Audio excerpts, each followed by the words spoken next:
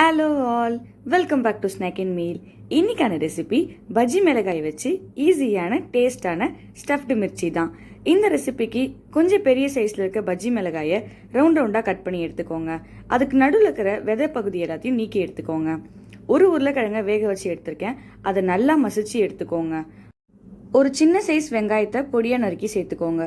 ஒரு பச்சை மிளகா பொடியாக நறுக்குனது, கொஞ்சமாக மல்லித்தலை பொடியாக நறுக்குனது, 1/4 ஸ்பூன் அளவுக்கு மிளகாய்த்தூள், 1/4 ஸ்பூன் அளவுக்கு கரம் மசாலா, 2 பிஞ்ச் மஞ்சத்தூள், 3 பிஞ்ச் அளவுக்கு உப்பு சேர்த்து இது எல்லாத்தையும் ஈவனாக மிக்ஸ் பண்ணி எடுத்துக்கோங்க. மிக்ஸ் பண்ண ஸ்டஃபிங்கை மிளகாய்க்கு நடுவில் வச்சு ஸ்டஃப் பண்ணிக்கோங்க.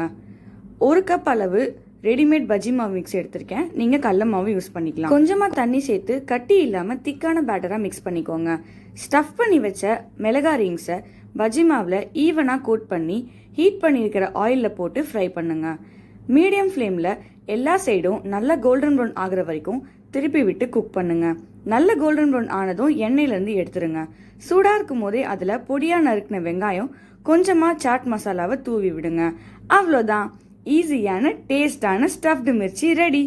இந்த ரெசிபி எப்படி இருக்குன்னு ட்ரை பண்ணி பார்த்துட்டு கமெண்ட்டில் சொல்லுங்கள். இந்த வீடியோ உங்களுக்கு பிடிச்சிருந்தா லைக் பண்ணுங்கள், சப்ஸ்கிரைப் பண்ணுங்கள். இந்த வீடியோவை உங்கள் ஃப்ரெண்ட்ஸ் அண்ட் ஃபேமிலிக்கு ஷேர் பண்ணுங்கள். ஏன்னா any one can cook. Thanks for வாட்சிங் ஸ்நாக் அண்ட் மீல். உங்களை நான் அடுத்த வீடியோவில் சந்திக்கிறேன். பாய்.